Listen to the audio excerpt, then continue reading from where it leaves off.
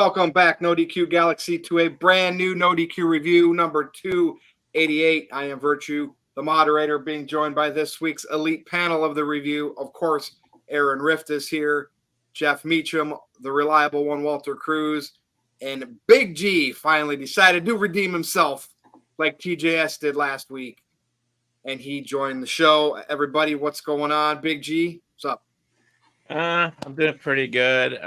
Started my new job this week. I'll be, like I said earlier, I get off at 6 o'clock at night, so I can do reviews. I can do everything once again. I can be not just reliable, but I can be second reliable if need be. But I'm happy to be here. I'm ready to talk some wrestling with you guys. All right, well, stay tuned. You know how this works. Walter, what's up? Nothing much. Another week. Good to be seen and good to see everyone. And I'm just ready to jump into these topics. You always are. You don't have much to say. Stay Not tuned. during the intros, at least. Jeff, what's going on? Glad to be back with the NoDQ Galaxy and my NoDQ family for, almost 22 years. Just looking forward to talking what we're going to talk about. We had quite a bit of discussion last night with Mike and I, but we're kind of going a different direction today. So looking forward to some different discussion. And I know JJ wanted it, or he would have been able to fill in tonight if Big G bailed. So we got to get him on a show. I think our next one after tonight's next Tuesday, a week from this Tuesday. So maybe he can be on that one. There you go. Stay tuned. All right, Jeff. We'll be right back. Going over to Aaron. Aaron, what's up? Not a whole lot. Happy to have Big G on. I'm just happy to have Big G, happy to be here. And I'm sure Walter Cruz is happy that I'm happy that Big G's happy to be here. And then you know the drill. Jeff Meacham is always happy to be part of the NoDQ review. He's been doing it now, like he said, 22 years. Not the NoDQ review, but being part of the NoDQ network for the past 22 years. It's always a pleasure to have Jeff on. And tonight we got some AEW discussion, which should always be fun. Every week when we talk about AEW, it makes for good debate. And I'm curious to get everyone's thoughts on it. And to everyone watching this live, please do us a favor. Go on the YouTube page, nodq.com/YouTube. And all you have to do is click on that thumbs up button. Just give us a like and leave a comment on the NoDQ YouTube link for this video. Let us know, what do you think AEW needs to do to get their television viewership up? If you were booking AEW, what would you do to get those viewers up?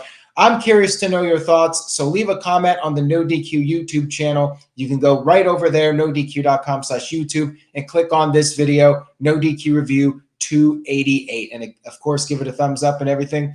Virtue, I'm ready to get started. Let's get into this. And we will talk about AEW in the main event, believe it or not. So that just shows you how slow we've been in WWE land.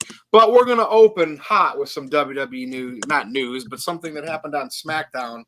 And that was one AJ Styles trying to do the old Mark Henry fake retirement. Mark Henry, we know, did it several years ago to John Cena. He had that salmon pink suit on, and he sold it like a champ. It was great. The tears in his eyes. You really thought that he was calling it quits. AJ picked the baby blue suit. I don't know if that just, it's like a gender reveal if you put the two together. Here's the thing with AJ. I didn't buy it 1 second. I don't know if he just wasn't selling it. Like I saw a few people saying he did a heck of a job. Okay, whatever. Stick up for him. Maybe you know him. Maybe he's your favorite wrestler. Maybe it's WWE's fault here in this situation because they're in the post WrestleMania funk where they're just trying to get to their SummerSlam storylines, and they're phoning, whatever the term is you use, they're phoning this in. And AJ Styles did not sell it to me with the emotion. I saw this coming 100 miles away, 1,000 miles away, and so I didn't buy into it. And I'm like, yep, here's just another Cody title defense coming up. So what's everybody's take on this? I want to see if somebody actually liked it. And typically, I like AJ Styles because you're going to get a good match out of him. But for them to rip off what Mark Henry did several years ago, you better at least do it as good, if not better, when you repeat history. So, Jeff Meacham, I'm going to start with you.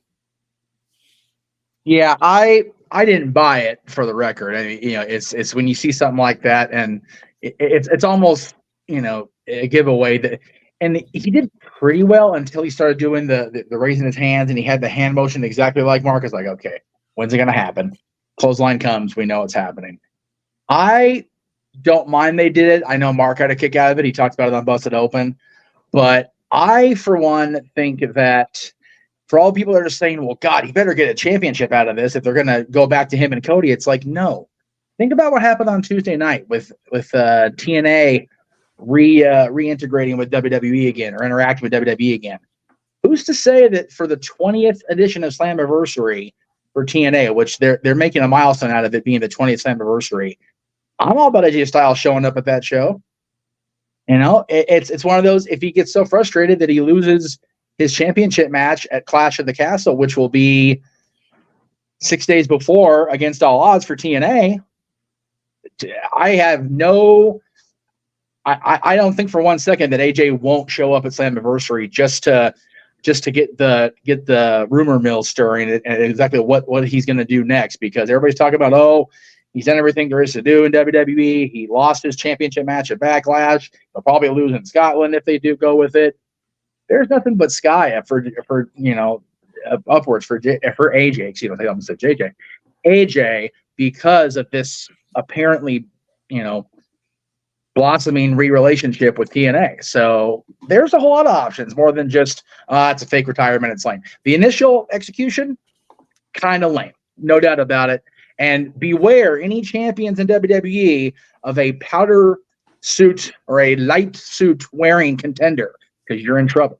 And Jeff, it's as simple as this. Had they had Triple H out there, had they had AJ Styles' wife out there, at least sitting in the front row, maybe she was, I don't know, and the kids, really get the tears going. I don't know if he would have had to put his head in a bag of onions before he walked out there. There are ways they could have made us invested. I mean, Aaron and I keep talking how invested we are with the Chad Gable group. Just a couple little tweaks, and I wouldn't have even cared that we would probably realize AJ's not winning the title from Cody, but at least we would want to see the fight because of what happened. And it was just a couple little stage pieces. They could have made this more believable, maybe even have surpassed what Mark Henry did. Like, do it and do it better. Yeah, it's unfortunate. You mentioned the post WrestleMania funk, the WrestleMania hangover, whatever. It's you're not having these mega draws going up against the undisputed champion or even the world heavyweight champion right now. We're just kind of just treading water until we get to Cleveland, apparently, or on the road to Cleveland anyway, because right now it just feels like we're just kind of here on WWE television. NXT, I think, is doing better than. And again, Aaron doesn't cover NXT on NoDQ. We don't do a whole lot of NXT discussion on this show, but they are doing very well going into their show in Vegas on Saturday. So I'm looking forward to what they put out. But yeah, the main WWE shows just kind of treading that WrestleMania wave until it dies down, which is always the case, unfortunately. I don't know why that happens when there's got so much talent, so many shows to work with. You think we just keep riding the wave, but it's kind of just. Well, that's what they're doing right now, and I'm not even invested. He close-lined him and did the Styles Clash, but it doesn't feel. It just feels like a time filler. They didn't do it extra special, planting a couple extra pawn pieces out there. They just didn't do it, and I did not buy it. Big G, what do you think here? You were probably hooting and hollering over it, thinking it was awesome. No, I mean, I kind of like when I saw AJ Styles in Nick Aldis's office during that segment before, and I saw the suit, I was like, okay, are they really gonna go with this fake retirement stuff? And sure enough, they did. As soon as I kind of saw it coming too from a mile away. As soon as he started doing his speech, and then Cody came out and started raising his hands, and I was like, oh my God, here we go. I was like, I mean, I guess if that's all they can really come up with, that's kind of okay in a way. But I mean, like we said, they did that with Mark Henry back in 2013. And I guess they needed somebody very, not valuable, but like someone credible for Cody Rhodes again. And I guess AJ Styles is the only one that's really credible right now on SmackDown. So, but we'll see where this leads. If they have another rematch at Clash at the Castle, and then, like Jeff said, this could potentially be, with WWE and TNA working again, we could possibly see AJ Styles and TNA come Slammiversary. So it'll be an interesting couple weeks. Well, we will see what happens. And Jeff, sit back down. What are you doing? Thought you were about to moon everybody. All right, Walter, passing it over to you here. Remember last week, Walter went off on some AEW stuff, which we will still talk about later. Let's see if he gives us a present this week. A blindfolded, stuck in the basement, Stevie Wonder could have saw this coming. Everybody saw this coming. The fact that WWE said the word retirement like 10 times in the previous 2 hours of Raw, you knew where it was going. But I would have milked it a little. I would have made a whole video package about AJ Styles' career, had him crying, watched the video package, and ended the show. I wouldn't have done the whole reveal that he's not really retirement until next week or something. Like, let it simmer for like a week or maybe even 2 weeks and just show highlights of his entire career all the time, just so it actually feels real, and then do the swerve. Like, I just feel like they shouldn't have did a copy of Mark Henry's, and that's what they did. They did it exactly. Even the way Jeff mentioned it, the way he did the motion in his hand gesture and everything was exactly like Mark. It was just like, I understand reinventing stories. Like, there's a lot of repeat stories that people do, that companies do, but you don't have to do it exactly the way. So that was my only issue. Like, but what's the point of this? It's good. You said maybe he goes back to TNA. Maybe he goes to NXT. He's never did that. Maybe go get that title. It's got to lead to something for AJ, because to just do this and it leads to just losing to Cody and looking up at the lights again, it's like, what the hell was the point? Like I said, I wouldn't mind another match coming up between the two for the title, knowing Cody's not losing that title. I mean, they could do a whole false finish where you think AJ wins it and they reverse it, just to kind of tease the fans.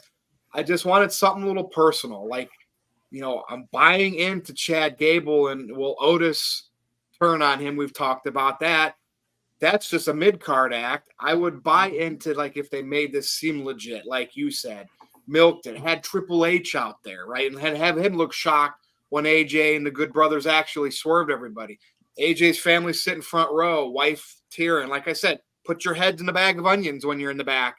Go out there in front of the camera. You're going to have tears in your eyes. Make the effort. Yeah, I mean, just a little, and then I wouldn't care that the title match is irrelevant at that point. I would wanted to see the feud. But anyway, Aaron, over to you. I know we had a super chat question relevant to this as well, so go ahead. Well, you guys know, if you saw my SmackDown recap or read my social media posts, I was not a fan of the segment, and I think that you guys generally agree with me. And I think that most people that watch the segment agree with me. Now, of course, there are the younger fans that didn't see the Mark Henry angle, but I mean, it's legendary. That is one of the most memorable segments in recent WWE history. And that's another issue I had with the segment, something I didn't mention on my recap. Cody Rhodes looked like a complete idiot for falling for this, because Cody, of all people, he was there in 2013. I'm guessing he was on that specific show that Mark Henry did that angle with. Cody Rhodes should have known this is the oldest trick in the book. This is fake. Like, he's just so quick to trust AJ. AJ's back there with the suit, and he's shaking AJ's hand. Like, come on now. AJ is a bit of a shady character. Yes, he's been a babyface, but he's also done some bad things, and this isn't a guy that you should just instantly trust. And, it's awfully suspicious. Nick Aldis is going to make him go to the back of the line, and all of a sudden AJ's retiring. Like, come on now. It's common sense. This guy might be up to something. Why would Cody be so quick to trust him? That was really my biggest issue, I think, not just the lack of creativity or even just changing it up a little bit. I don't have a problem with like a fake retirement angle. Like, yeah, it was done over a decade ago, but I would have liked them to have just tweaked it a bit or done something a little bit different with it instead of just being a full-blown carbon copy. And on top of that, Cody looks like a big idiot. And that's been one of my biggest problems with WWE for years. Like, they always make their baby faces look like morons. Like, they should be outsmarting the heels, not the other way around. AJ Styles outsmarted Cody Rhodes. And Cody Rhodes is your world champion, the guy that we're supposed to get behind. And he's a damn fool. The guy that figured out how to beat the Bloodline at WrestleMania, Right? getting all that help. Yeah. Oh, not here on a random episode of SmackDown. AJ, you fooled me. I really thought you were calling it quits. Especially when Cody was a Raw superstar at the time that Mark did that speech. Like, he was in the back when that happened. So it's like, oh, come on, man. Oh, bad. So bad.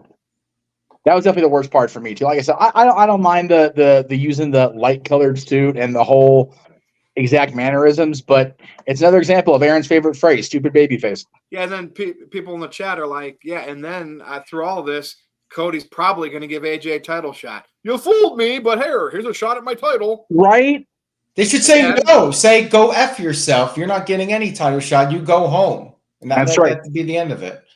You But no, Cody's going to be. He's got to get his revenge now on AJ Styles, and we're going to have another filler world title match at the pay-per-view. It's funny. Babyface. Everybody's like, we're negative on AEW. Well, here you go. We're negative on WWE. There you go. It's not just AEW that's a target. Like, if it's good, we praise it. If it's bad, we criticize. Yeah, this could be a candidate for our middle topic coming up in a little bit. So stay tuned for that. Could be. All right, so we got a couple of super chats here. First off, I think we're all unanimous on this one. Mr. Anderson said, who did it better, AJ Styles or Mark Henry? Anybody want to say AJ Styles? No, I didn't think so. The best fake retirement wrestling was mine the first time I left NoDQ. Mark sold it in his voice, trembling of his voice, the eyes watering. AJ tried, but just none of it. It just looked like he was a wrestler out there cutting a promo, trying to get to the turn spot. Yeah. I didn't buy it 1 second. Mark Henry's, I bought it for a little bit there. Yep. Yeah. I mean, they could have done something like had Nick Aldis laid out by AJ Styles. Like, Nick Aldis raises his hand, and then Nick Aldis gets the Styles Clash on the floor, and then Cody's like, you son of a bitch, you have no right to do that. I'm going to come take care of you. Like, they could have done something like that. Yeah, just something different. And Caleb Jacobs sent in a $6.52 super chat. I love those specific numbers, by the way, just a random ass number, but I appreciate it, Caleb. Caleb says, I think they did the segment similar with Mark Henry because it will be revealed that AJ got the idea from Mark Henry himself, as Mark is no longer with AEW. I mean, I would not be opposed to Mark Henry being like a manager. I don't know if they would exactly be a fit, but I wouldn't have a problem with Mark Henry coming in and managing some people, maybe managing AJ or doing something that's not the worst idea. I mean, I expect Mark Henry back in WWE at some point, not necessarily wrestling. By the way, Walter, you got to raise your camera up a little bit, but go ahead with whatever you want to add to it. There you go. Perfect. I expect Mark Henry to come back just for like a Hall of Fame induction or something like. Is he already inducted? He's already in, but I mean, he can induct somebody else. But he could do like a Nation of Domination induction. He could be twice. Everybody seems to be getting in there twice. Hey, you know what? I saw a video on Twitter, this upload of Braun Breaker coming out to Mark Henry's music, and it fits like a glove. Right? It would be cool if Mark Henry came back and like he gave his blessing to Braun Breaker to use that music. Like, that music's so much better than the music Braun Breaker is using right now. Braun Breaker needs better music. Or just do Braun Breaker is running rampant on the whole Raw because he's pissed that they didn't do that. How about Mark Henry's his manager and he starts his own Hall of Pain, and Mark Henry says you need to start doing the Hall of Pain. These people are disrespecting you, and you show that. And now he run rapids and start beating the hell out of everybody. But in terms of AJ, what I wanted to add is I would have believed if you would have thought ahead and you had this retirement angle in the back of your head, you should have made it look like he was injured against Cody. And then he was there and crying in the ring. He said, man, it's just you come to a point where your body can't take it anymore. I'm hurt. I can't do this anymore. I'm getting too old. I'm going to have to retire. Something like that with like something in your arm in a sling, just something where it's like, I have to do this. My body can't take it anymore. I'm here for my baby boy. I missed graduations. Yeah, everything he said. But now that he's injured, you can actually believe it a little more. Like they should have did something like that. That would have been more believable. I personally think it was a rush job. I don't think they had anything planned for Cody between Logan and whatever's going to be at SummerSlam rather. Like, okay, Sorry, wrong month of the year. My bad. No, but it might be Survivor Series for all we know. They might not have any idea. You know what though? Like I said, if he goes back and aligns with TNA during this little, partnership they have with TNA, if they have one, Team AJ or Team TNA versus Team Cody, I'm here for that at Survivor Series.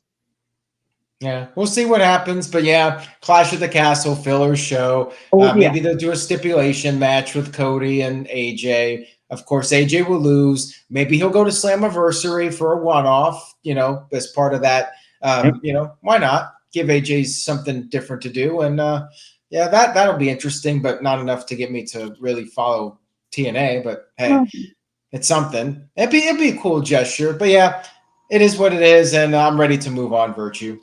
All right, next topic. So we've always talked about what our favorite thing is, who our favorite wrestler is in wrestling. We've done that multiple times. What's the worst thing or worst angle in wrestling right now? You could even narrow it down to a specific wrestler, Mercedes Moné. And just let's go. Let's be negative here, right? Everybody says we're negative. Let's be negative. So, Big G, I'll start with you on this one. And it can be over all of wrestling. I figure this will probably be either AEW or WWE. But what's the worst thing to you? Honestly, the worst thing to me right now is AEW. It like you always made fun of me for being like the biggest supporter of AEW, and like I'm just not. There's something not clicking with AEW right now with me. I don't know if it's just Can you be more specific? There's something clicking Big G. It's called the remote. Can you be more specific though? Like, what is the main thing about AEW right now that's swaying you this way? Elite. I would have to say just like I guess the booking. I want to say just like I'm not liking Mercedes being there. It's not, her being there doesn't feel right. The whole Elite taking over AEW. I feel like that's been done before with when WCW invaded WWE and the whole invasion angle. I don't know, and maybe Britt not being there kind of like is swaying me too because she's one of my favorites right now. But it's just the booking isn't clicking with me right now in AEW, and yeah, I'm still watching the pay-per-views, but like watching the shows, like even watching Dynamite's hard. I gave up on watching Rampage. I gave up on Collision. It's hard for me to watch Dynamite. So they just need to do something where an interesting, and yeah, with MJF coming back next week, maybe that'll help bring up my intrigue. But I don't know. It's not just one thing, Virtue. It's like so that I'm gonna. So you are putting this one. You're putting this all solely on Tony Khan. That's what I'm getting out of this. Pretty much. You're basically saying Tony Khan is the worst thing in wrestling right now. Pretty much. Okay. Pretty much. Wow. I mean, right out of the gates, like we couldn't even ease into that one. That's what you're saying right out of the gates. Anything you want to add to that before we? No, I'm good. Someone else's tape. All right, Walter. All right. 50-year-olds diving off the top of the cage like they're 22. That's one thing. That's the worst thing. These weird stunt matches that aren't even matches. Like, what happened to storyline telling? The reason most of us men, get into wrestling and everything, besides the action, there's it's like a male soap opera. There's storylines and everything. They just kind of like rush anything. Everything's just flip, dive, jump over, super kick 869 times. Kick out of every damn move, make it look weak, and then you end it. Like, that's the worst thing. These repeated moves and people not selling. They can't sell. Like, making all regular moves just look bad. And the whole Mercedes Moné with her Grand Theft Auto stripper dancing, because she looks like one of those strippers from Grand Theft Auto. That's what that dance looks like to me. Will Ospreay does the damn thing better than her. Like, I swear. And so, like, that's the worst thing, though. That whole no-selling moves, getting up at the Canadian destroyers, and 50-plus-year-olds diving off cages, and everything stunt. We don't need everything need to be hardcore and anarchy and all that crap. Like, just do simple wrestling and We don't need 8,000. WWE does this too. So I'm saying AEW too. We don't need 10,000 super kicks a match. We don't need like 80 moonsaults. We don't need any of that crap. So to me, that's the worst of it. All right. Now, so it's AEW related. Jeff, I could easily try to find something in WWE, but like even when they're stale, it's not necessarily bad. So like the AJ style stuff we just talked about, I wouldn't even consider that. I don't like this filling time bloodline. It's not bad. It's not great, but it's not bad. I have no choice but to go to AEW, and I could pick on Mercedes Moné because like you should just be a flat out heel. Don't sit there and try, because if you're gonna call yourself like be egotistical that you're the best and you're dancing and you're showing bling bling, that's a heel. It's not a baby face. Yeah. As soon as she wrestles, it's great. It's that Sasha Banks wrestling. She's really good in the ring. Yes. So I won't pick on her in this instance. It's for me, and I gave him a chance, but it's the Young Bucks and Jack Perry. Yep. They're drowning out Okada.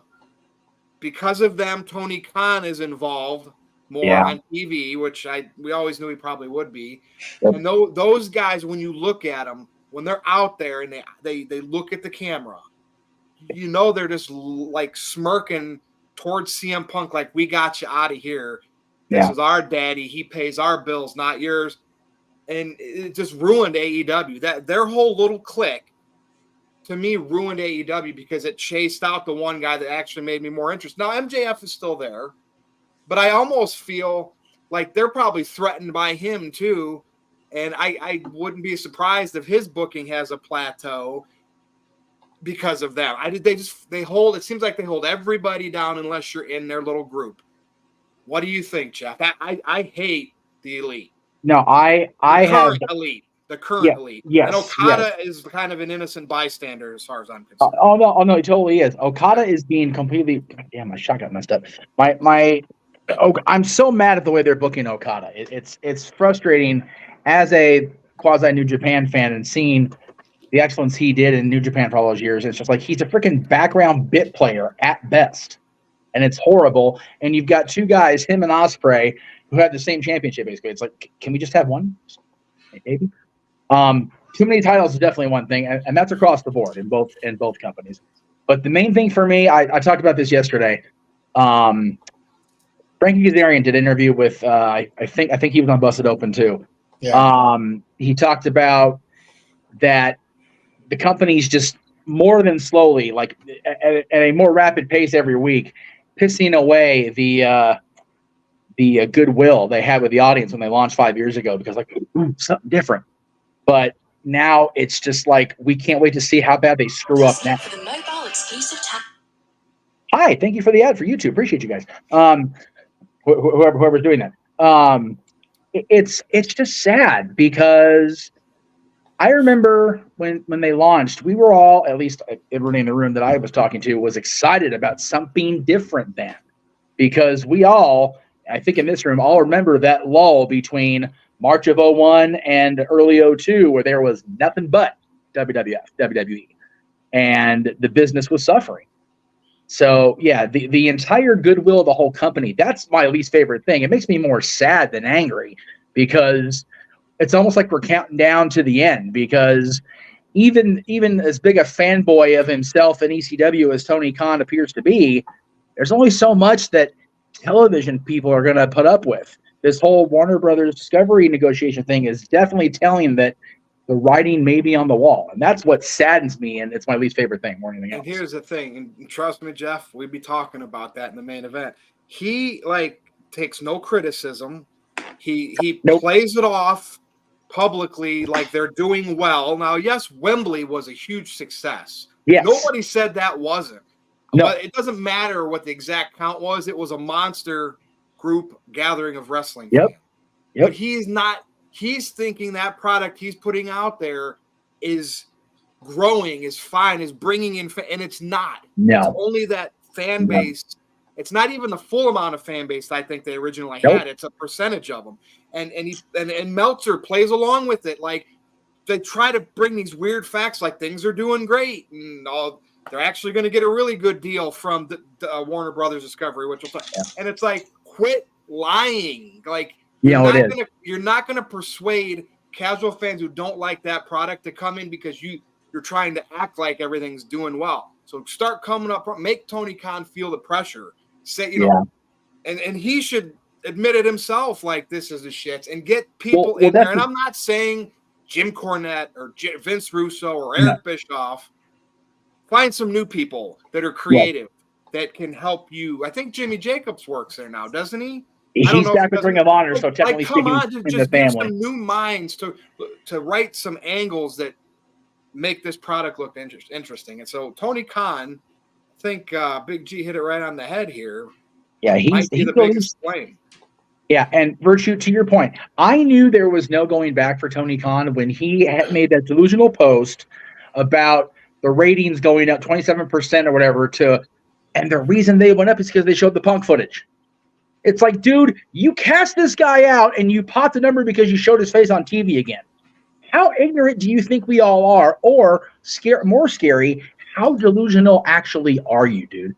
Like, that's what frightens me. He actually believes his own bullshit. The fact that he couldn't get these professional wrestlers, Punk, to work with the Elite, to put that money product on there. I mean, I'm not saying it would draw WWE numbers, but that would have been very interesting. I mean, if they would have rolled with that and got all those guys on the same page to make us think they still hated each other, but they were doing what was best for business, it could have showed some growth by now. Think about having Full Gear be MJF versus whoever was Jay White, but having Anarchy in the Arena there, the Elite versus Punk, Bryan, and whoever else they wanted to put there. That's how you end. That's how you resolve something, not start a feud with this Anarchy nonsense. Yeah.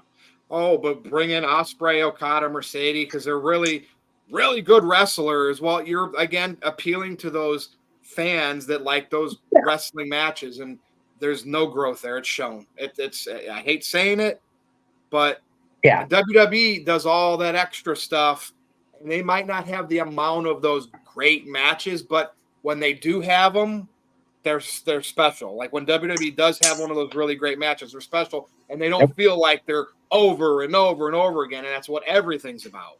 Yeah. When the great and powerful Meltzer put the Rhodes Logan Paul match over more than Entertaining the Arena, there's something wrong in Puppet Land, kids. I'm just throwing that out there. And Logan and Cody was a great match. It surprised me. It really did. But it was better than his beloved Bucks. Like, oh my God. So yeah, it's sad. It just really is. So far, we're doing a clean sweep of some AEW here. Aaron, and I saw a couple super chats come in, so let's further that discussion.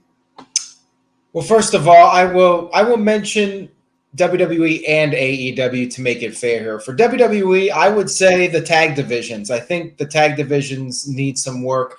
Jade Cargill and Bianca Belair are the women's tag team champions, but they don't really have any strong challengers. WWE is throwing Zoe Stark and Shayna Baszler out there. Maybe Sonya Deville gets in the mix, but we need some more teams being built up. The women's tag titles just still feel meaningless, even with Bianca and Jade as champions. They need to be defending the titles. They shouldn't be doing these kickoff matches randomly against people like Candice LeRae and Indy Hartwell. So there's that. Then you got Austin Theory and Grayson Waller. They kind of just feel like fluke champions, like they don't really deserve to have the titles.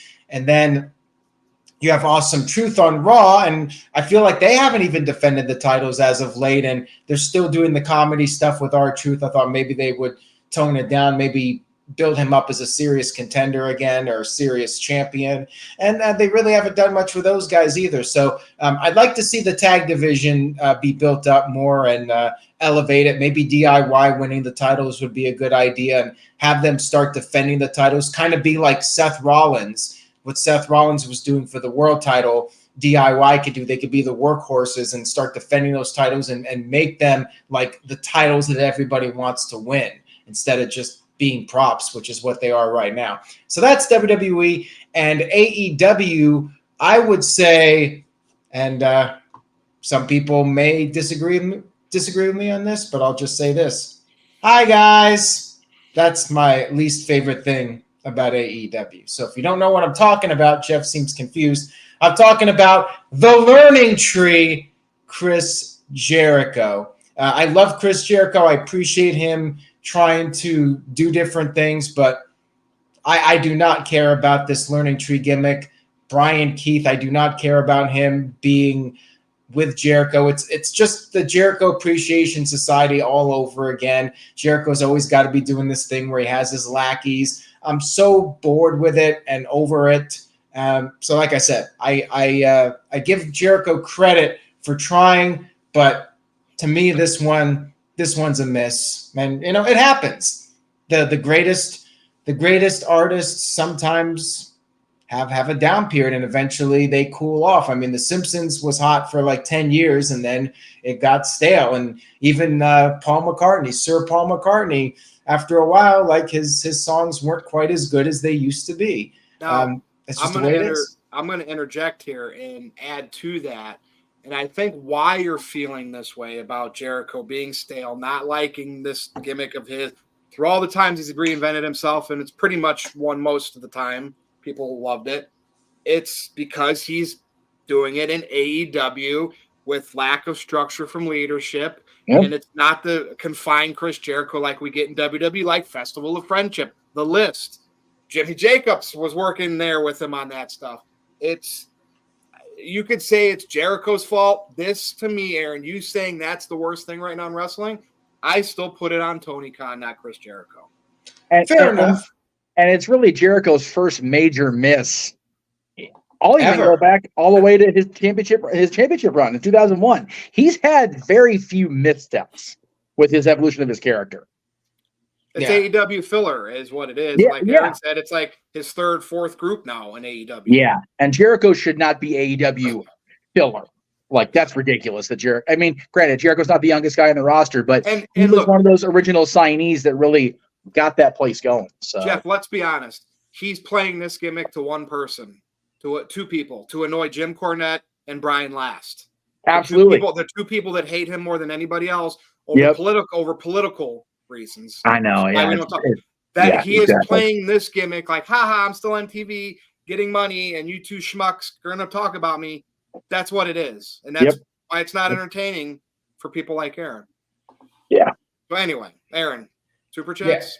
Yeah, like if it wasn't my job to watch AEW, Jericho, unfortunately, at this point would be changing the channel material. But you know what? To be fair, there's a lot of stuff in AEW I would probably change the channel for, including, I hate to say it, Mercedes at this point, and Daniel Garcia and some of these other guys that just aren't cutting it for me right now. Like so many people that seem just like lost, like just floating in the flotsam of the ocean. It's like, man, this company's only 5 years old and we're already singing the friggin' playing taps for them. Like, shit. Here's another worst thing about AEW. Like, I want to not know who the winner of the match is going to be. If I can predict the winner of the match, they need to change things up. Like, it's okay every once in a while, but if every match on the card is, for example, Brian Cage versus Swerve, like we know Swerve's winning. Or if it's, I'm trying to think, like the Workhorsemen against FTR, FTR is winning. Like, they got to start booking like upper card guy versus upper card guy, or mid carder versus mid carder, lower card versus lower card. So at least we don't know who's going to win. They always book like top guy versus bottom guy. And then the bottom guy like kicks out of his finisher because they want to make sure the bottom guy looks good in defeat. Some guys just need to get squashed. Some guys should be lower card, and not everybody can be pushed. Walter? To add to your point, well, what the hell's the point of these eliminator matches if the person isn't going to win to get the title shot? Like, shouldn't Moxley lose these eliminator matches so that we can get to a title shot? The problem, what the problem is? The problem is they're trying to recreate Bret Hart versus the 1-2-3 Kid on every single match of every single show. Yeah. That match, I mean, 1-2-3 Kid is not beating Bret Hart, but that was like, at that time, it was unique. It hadn't been done like that. where the champion goes up against a rookie and the rookie takes him to the limit. Like it was refreshing and unique, but they do it on every single show now. And like even with Swerve, the match on Dynamite, who did he fight on Dynamite? Was it Brian Cage or somebody else? It was Cage. It was Cage. Because there was a kick out of the Swerve Stomp, and I'm thinking, like, does this guy really need to be kicking out of the Swerve Stomp, the world champion's big move? I know he's got the house call kick, but he has to hit like 3 of them to win. Yeah, I mean, at least, with Cody in the Crossroads, at least with Roman Reigns, he's got to hit like 3 or 4 of them to win. That's what they do in the, for SummerSlam or WrestleMania, not a random TV show, not a random SmackDown. He hit 3 Crossroads on Logan Paul. Even that's unnecessary. Like he should be really beating him. I did want to say something. The bad thing is about AEW, the only thing I really remember, I mean, I remember most of it, is Shivani and Jeff talked about it earlier with the titles. He got the 2 titles mixed up, the Continental and the International. I'm like, just call it the Intercon. Might as well take WWE's idea and just call it the Intercontinental. Way too many, but we thought WWE had a lot of belts. No, that's another thing with AEW. Yeah. Oh, it was actually Kill Switch. So there you go. Kill Switch. Well, that's how badly I don't remember it. Like, and you know how else it's going to shit? Watch the commentary when they show the camera. Tony Schiavone doesn't look like he's having fun anymore. He look like he's just there now. Like even the way he talks, like it looks. Well, he'll tell you that's how he's supposed to be acting. Well, yeah. When they showed his reaction to the Bucks, that's what he claimed on his podcast. But he sits there like that every week now. Like, if you go to Dynamite Live and watch him, it's like, dude, Tony, like, smile. Something. And of course, like here we are. We're going on about AEW now. I know, right? But when Jack Perry got set on fire and he comes back from that the same night and wins the match for his team, like what can stop Jack Perry now? Like you basically have to shoot him with a cannon to beat him, and even then he'll probably get up in 5 minutes from it. Well, that's what we were bringing up at the end of the show on Sunday, and that's why I was just so angry. It's like, how do you top this? Are you literally going to have somebody die during the damn match? Like, literally. Remember, WCW had World War III. They're probably going to have World War IV as a match. Oh, my God. And they're going to literally have somebody shot with a cannon. Remember, for those of you, I mentioned The Simpsons earlier where they shoot Homer in the stomach with a cannonball. They're going to do that in AEW. Probably Darby will get shot with a cannonball, and then he'll pop right back up from it in 5 minutes. But poor bastard gets hit by a bus, and 3 weeks later, he's freaking strung up from the top of the arena getting super kicked with thumbtacks. What the hell? Oh, my God. Just wait years from now when the documentaries start coming out, The Death of AEW. Right. Is Alvarez going to be part of a book of like he was with The Death of WCW for explaining the death of AEW? It might be more factual because he's got more information than he did for WCW. But yet Tony said, I'm not going to make the same mistakes WCW made. But that fire spot is basically giant falling off the roof and then coming back on the pay-per-view. He fell off with a monster truck or whatever. And then, 2 hours later, he's on the pay-per-view in a match. Like, it's pretty much the same thing. You just repeated it. All right, Aaron, where are we at so we can move on to another AEW topic? Go ahead. All right. Hamp Connell sent in a $10 super chat. Thank you, Hamp. I appreciate it. He says, speaking of Bengals, today in history from 2014, one day after their greatest victory defeating Evolution, Seth Rollins turns his back on his Shield brothers, Roman Reigns and Ambrose, and joins the Authority. That was 10 years ago? Wow. Isn't that crazy? That was 10 years ago? I mean, that was a great angle. That was one of the best heel turns, and I posted a Twitter thread with some of my favorite heel turns. Check that out, twitter.com/Aaron Rifton. Give it a like and maybe a retweet if you want. That was a great angle. So anyways, I think we're ready to move on, Virtue. All right, so we know how WWE conducts business. I mean, SmackDown's going to USA for ridiculous amounts of money.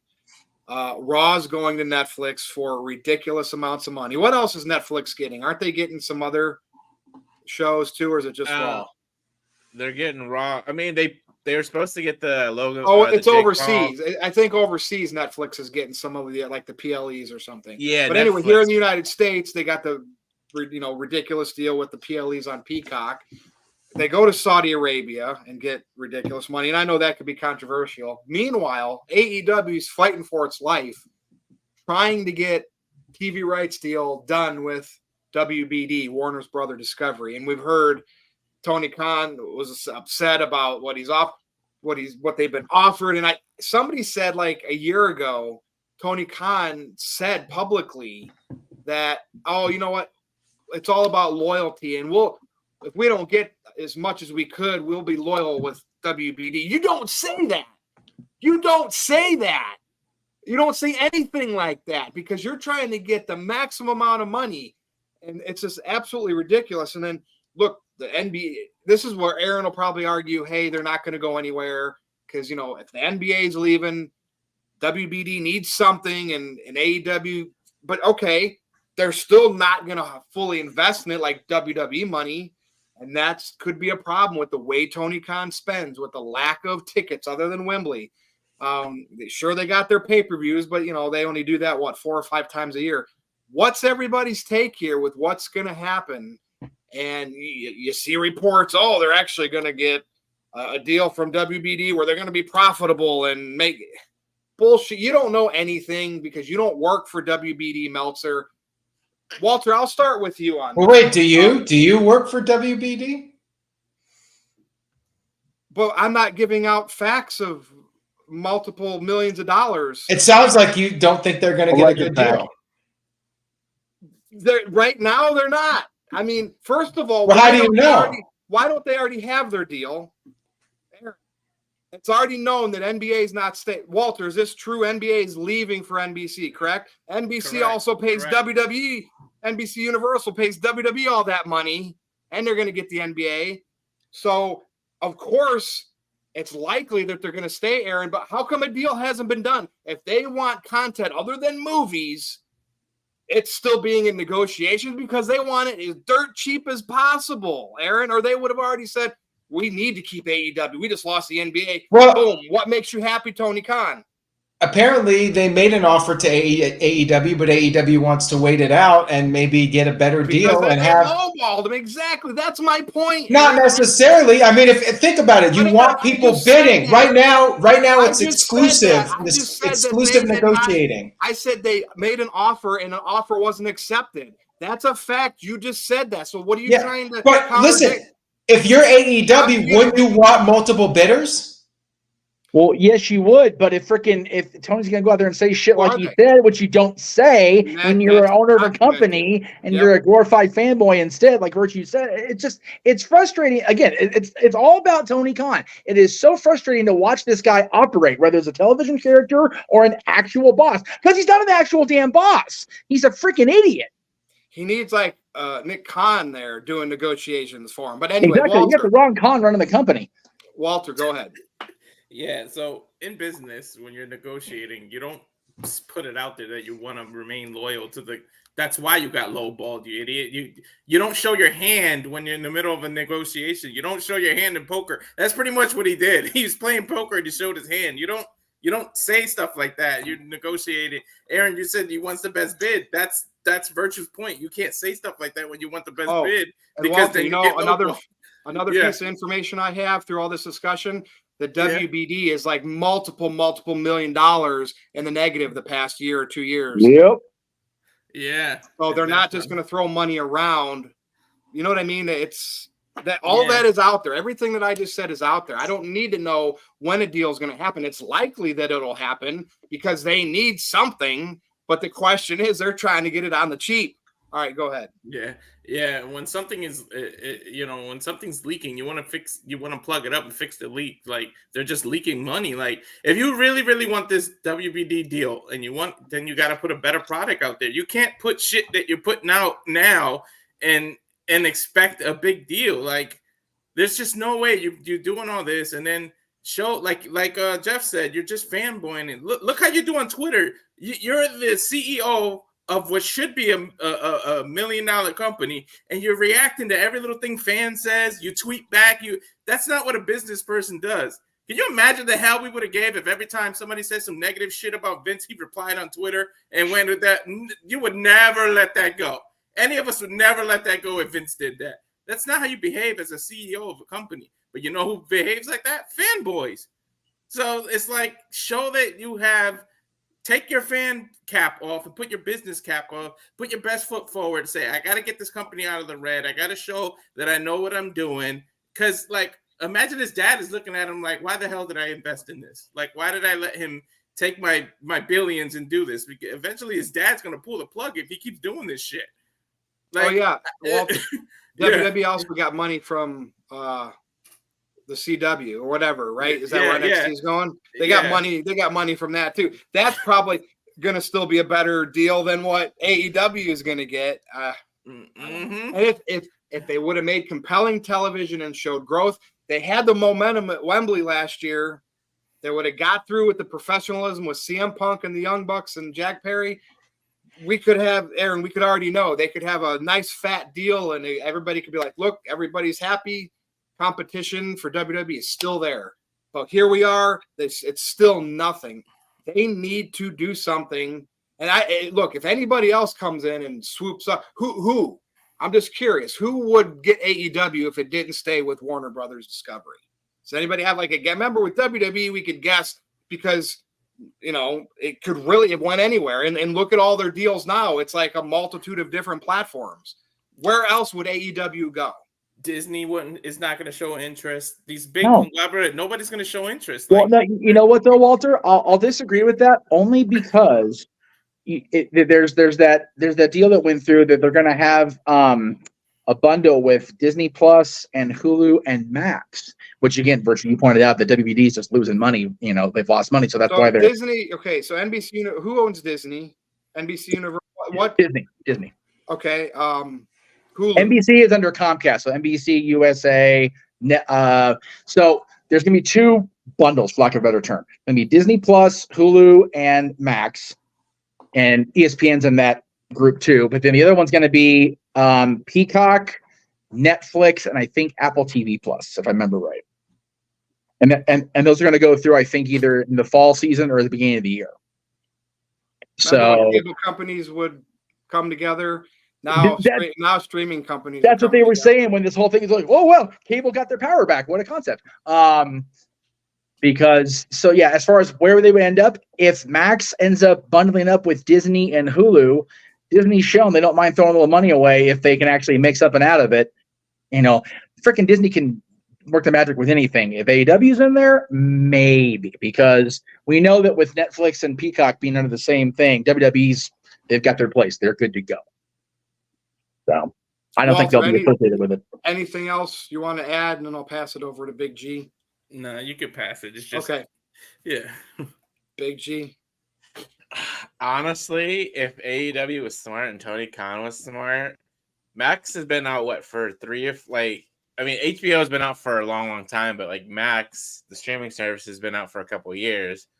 They should have taken their chance with Max, like within the 2 or 3 year mark of AEW, to start doing their pay-per-views on there, like a streaming service, like streaming their pay-per-views on there. And you know how we do with Peacock, you know, we pay, what is it, like $5.99, and then if you want premium, it's like an extra so much. But then even every so often, I think Peacock's going up on their price too here in the next couple months, if I'm not mistaken. But I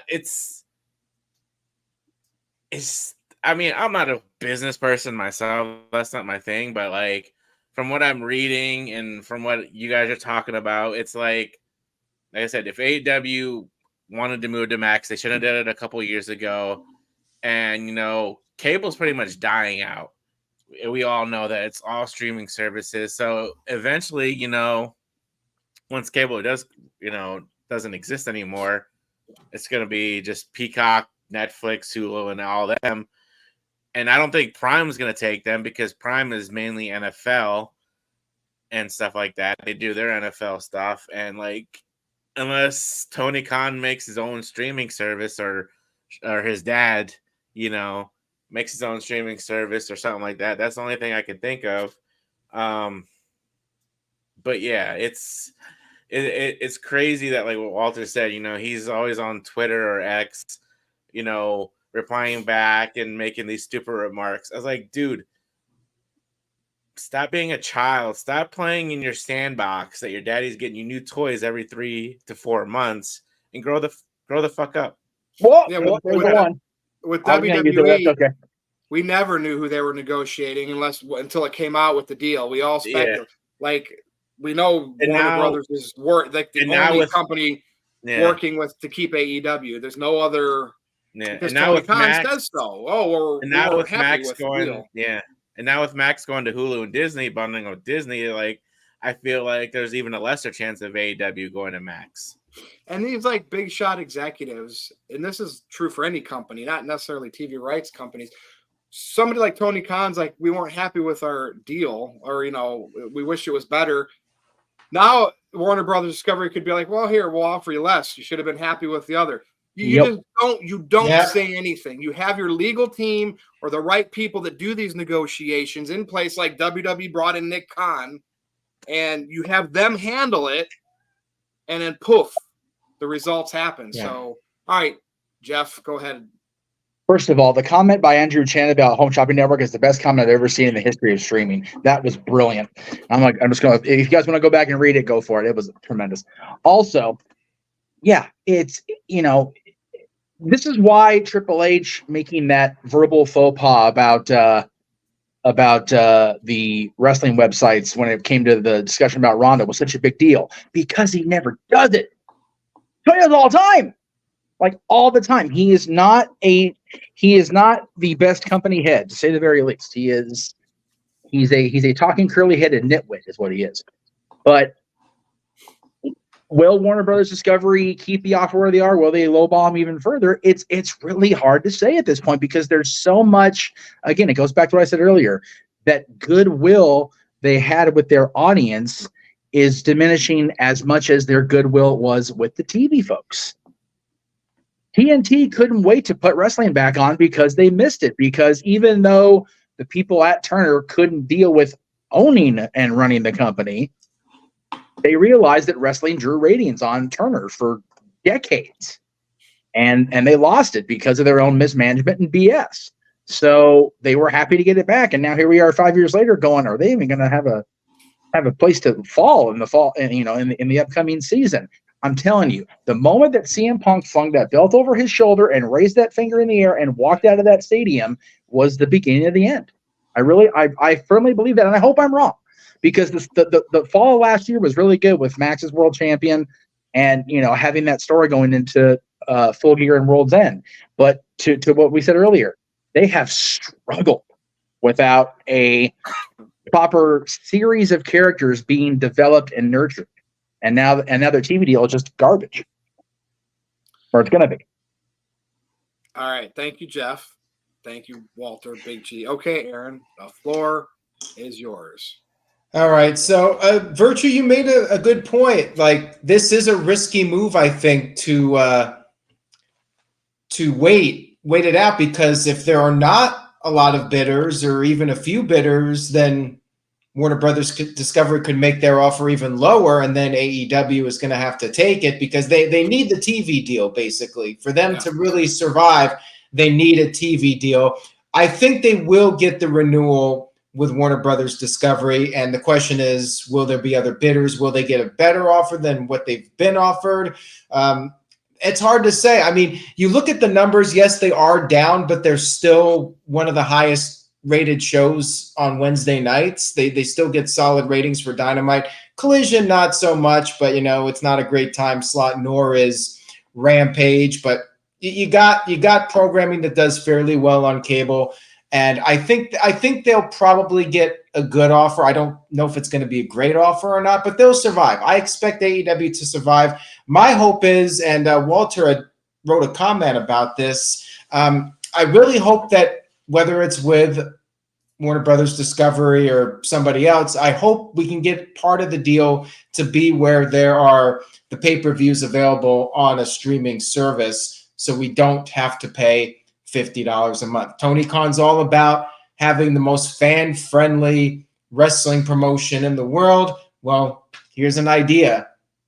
Don't charge us $50 every month for a pay-per-view, because it's just a lot of money, and most of us, don't want to be spending that kind of money on wrestling. Like, with WWE, you got to be competitive, and WWE is on a service where you only have to pay what, $10 a month to watch the pay-per-views. Even less with commercials.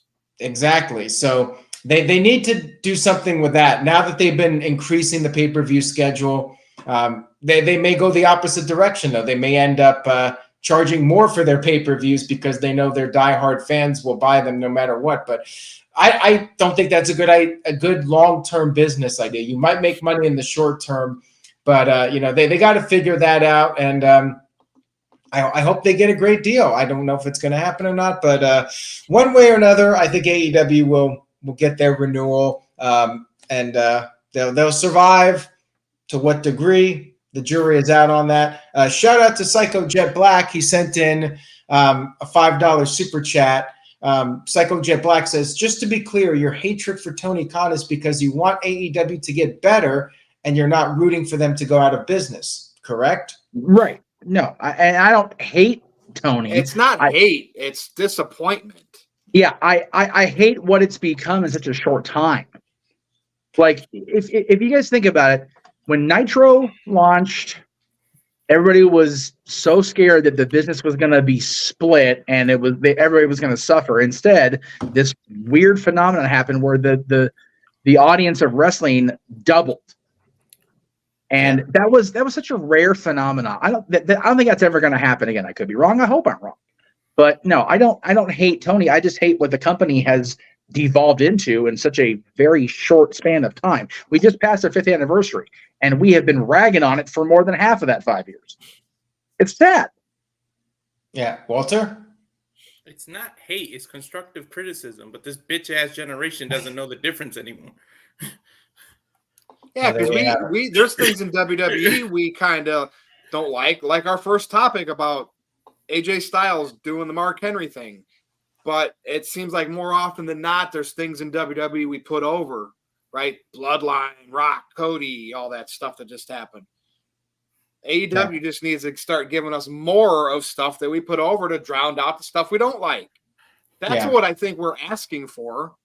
Yeah, and it will not hurt AEW to get their numbers up a bit. And I already suggested something earlier. Stop booking matches where the winners are obvious. We need the show to be more unpredictable and more compelling. So that's one thing you can do right there is make the matches harder to predict and stop booking top guy versus bottom guy and doing. How the heck did Roderick Strong earn a title shot against Swerve this Wednesday when he just lost his title? Yeah. And, if you're going to increase the amount of pay-per-views each year, make the pay-per-view mean something like Forbidden Door with a battle with AEW versus AEW. Okay. Yeah, Ospreay versus Swerve, really? Yeah. Ospreay, who just won a mid-card championship or a lower tier, I'll say this to be friendly, versus the world champion. It's like, how about we have him defend his title? How about we have Swerve defend his title against, I don't know, New Japan people? Yeah. Anyways, I hope them the best. I wish them luck with this, and it'll be an interesting 6 months to see how these negotiations go. And good luck, Tony Khan. And another thing, maybe have him step away from booking so much of the wrestling. Maybe he should actually just focus on running the business end of it and get some new people in there. But this is all stuff we've talked about. He's going to do what he's going to do, and he's done more than we have. He's running the business. He put 80,000 people in Wembley Stadium. So I mean, he's doing something right. But the question is, can he keep AEW sustainable for years? Because he had $100 million to start this thing with from his father. Aaron, if me and you had that, I guarantee we could do exactly what he did, and it would be better. I mean, we don't have that kind of money. Right. And the thing is, too, what was hot was not what Tony Khan was coming up with. He was financing what was already working in the indies. And if you hate the Young Bucks, the thing is, though, they had a strong following in 2017, 2018, as did Cody Rhodes and Kenny Omega and Chris Jericho. You put them all together, and there was some buzz for AEW, and that got them off the 4 million people. Yeah. Yeah, so people tuned in at the beginning, but yeah, they did lose those viewers, and then They brought in CM Punk, and he brought the numbers back up, and then we saw what happened with that. But the real test for Tony Khan is how he can turn this around. That's going to be the story of his legacy. Like he got it off to a great start. He financed it, but when the chips were down, could he bring the numbers back up? Could he take AEW to a higher place? That's the big test for him at this point. He lost Cody Rhodes for whatever reason, Cody's decision, and CM Punk, and that's hurting. Yes, Walter, and a rising star in Jade Cargill. Walter, some of his biggest mistakes are he's signed too many people, and then I'm going to preface this by saying I commend this part. I commend him as a human being, but as smart business practices, it wasn't practical. He promised not to release anyone during the pandemic. He promised not to release people from the contract. So if you're bleeding money and you're bleeding and you're in the red, you can't do stuff like that. Even though as a human being, that's commendable, you can't afford to do that. And this is why WWE does that. It sucks that people lose their job and stuff. And we all, big stories come out of people being released. But as a business, it's part of business, and you got to call it lost. It's like a hotel. People going to steal towels and you steal soaps and things like that. That's part of their losses. They already have that in the prices of booking hotels and stuff. So unfortunately, releasing people and stuff like that is part of losses. It's part of you got to do that. You have to do it. And that's part of his problem. He tried to be I'm a human, I'm a fan, I don't want to release people. Try to be a fan and a buddy rather than a freaking president. Exactly. He's so far from being a businessman that he doesn't have cuts and release them. He just lets their contract expire. And from what we've heard in some instances, he ghosts wrestlers and then your contract's expired. You're done. That's his way of being nice instead of just releasing them. It's just very weird. Sometimes in business, you can't be everybody's friend. You got to be their boss. You got to say, hey, it's not working out, but maybe we'll revisit something in the future, but we got to let you go. You can still do it nice way. He needs to do that. He needs to be a businessman. And just because you have hundreds of millions of dollars because your father's a businessman doesn't necessarily make you one. Now, could he be? Yeah. People can learn how to, he works with the sports teams, people, his dad. There's people in his life that can teach him how to do this. I think he needs to listen. Yeah, definitely. That's it. I mean, that very well said. I agree with a lot of that. And Psycho Jet Black sent in a $2 super chat, says, would Tony Khan sell AEW if he gets $1 billion? I don't think so. I think he wants to be, the wrestling promoter as long as he possibly can. No one's that stupid to pay that much for that company. I'm sorry. No. Saudi Arabia? Well, business-wise, it's not a smart either way. Number one, it's not worth $1 billion. Anybody that invests that much clearly is more stupid than we're accusing Tony of being. According to Meltzer, it is. Well, anyway, it's like 1.2. If you're dumb enough to invest that much, buy some of my shit. I'll tell you what. If Big Dave can get that money together, let him buy it and just watch the implosion. Just watch it happen. But yeah, Tony is a fan. He said that he wants to be the promoter. He wants to play wrestling promoter. Yeah. So no, he won't. It would take an obscene amount of money that the company's not currently worth to get Tony to sell it. Yeah. Psycho Jet Black sent in $2. Thank you, Psycho. He says he wants to see Shad Khan on Dynamite every week, just for that mustache. I think that's a great mustache. The disgusted look on his face is always great. Yes. Yeah. Don't say a word. Just kind of make that same face. Like, what the hell have I done? That could be that could be the new Ron Simmons. Damn! Like anytime something ridiculous happens, then you cut over to Shad Khan over there with that look on his face, with his Super Mario mustache. Go ahead. Yes. Getting back to the other. To the other super chat, and one of the reasons he won't sell is because doing that you have to admit you failed. You have to admit it. So he's not going to do it. It would have to be not getting TV. He would take a lowball TV offer just to keep him going, and even if he has to dip into his financing, Dixie Carter, she had trouble letting it go at the end and dipped into her financing until finally, boom, gone. This is at a whole other level of financing. I don't know. It could be it could be a viable number 2. I mean, it is the number 2. It could be a more viable number 2 if his ego just got pushed back down a little bit and he didn't mind having some more knowledgeable people do more. And that's just not hiring them and saying they work for you, actually having them do stuff. Virtue, I'll be maybe a little controversial and say they're only number 2 because they have a better TV deal than TNA. Yeah.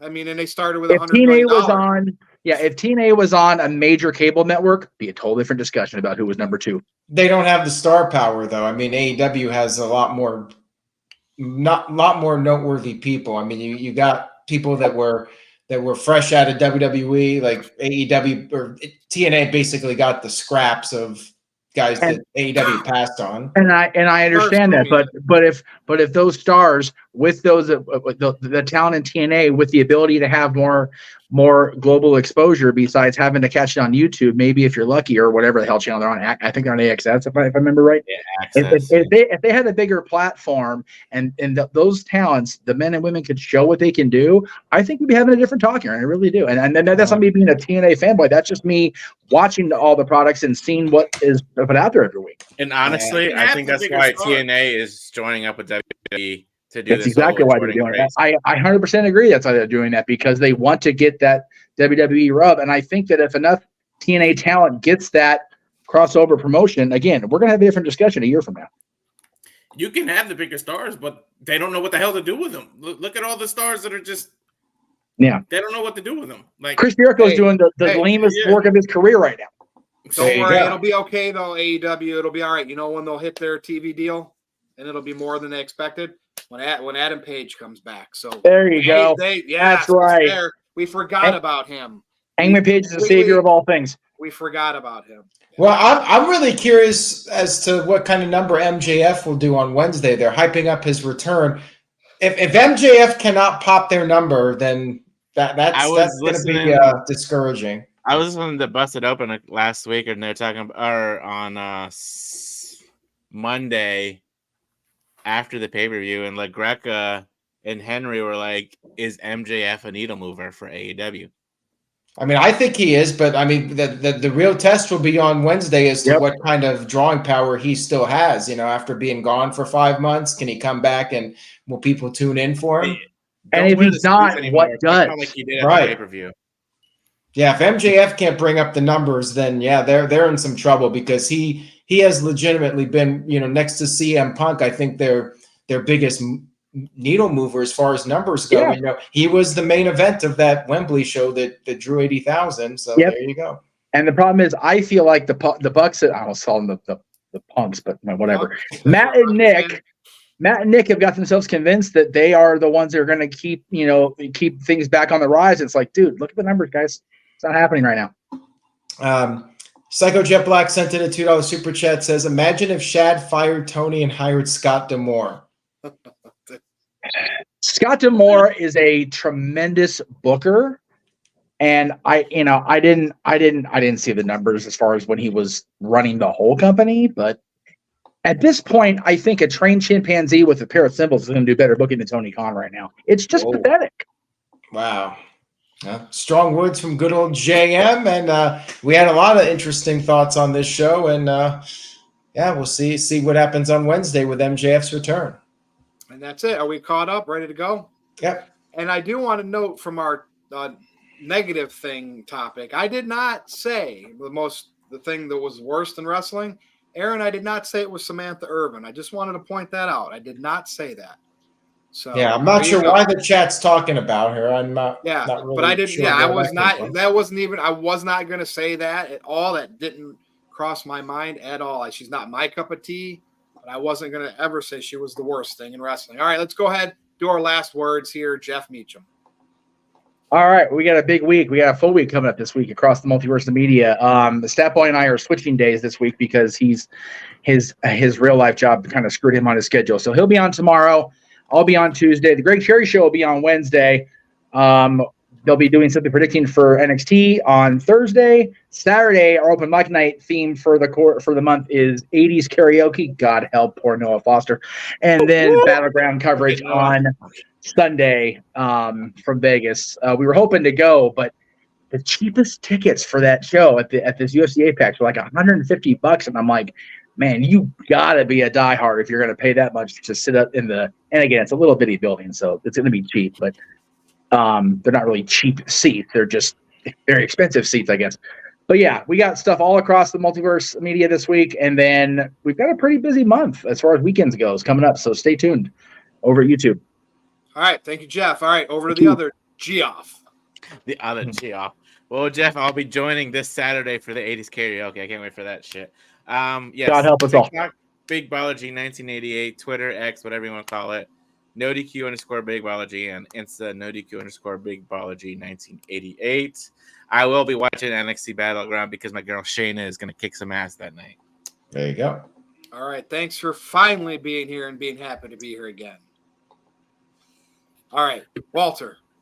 Well, first, ditto everything Jeff said because I'm involved in a lot of that stuff. So replug that one. All But week, for me, yeah, that's it. For X, at Walter Alex Cruz, and then the Instagrams, the Cal Fire Farm, and then at Rage of Wrestling YouTube channel, which on demand is the UFC 302 watch along from last night. So if you give that a watch and give it a like and share, that'll be greatly appreciated. And as always, thanks for having me. Yep. You are welcome. Aaron. Just so people know, I will be covering NXT Battleground next Sunday night. So the NoDQ review will be bumped to the Tuesday after, which I believe would make that June 11th, if I'm not mistaken. Tuesday, correct. June 11th. So that'll be the next NoDQ review. That'll give us a little bit more time to see if we get some interesting news topics to discuss. And again, if you guys enjoyed the video, please give it a like over on YouTube, nodq.com/YouTube, and tell a friend, spread the word, and we'll see you for the next episode as we get close to 300. That's coming up in couple of months now, maybe 3 months or so. We'll be on our 300th episode of the NoDQ review. Time flies. Of course, go to nodq.com/merch, and if you dare, go to x.com and follow me at _virtue. And I've unblocked everybody I had blocked, even the trolls. So we're starting from scratch. That is it for Aaron, for Jeff, for Big G, for Walter, for the whole NoDQ crew and galaxy. I'm Virtue. Good night, everybody. We will see you again a week from Tuesday, 7 p.m. Eastern. Bye, guys.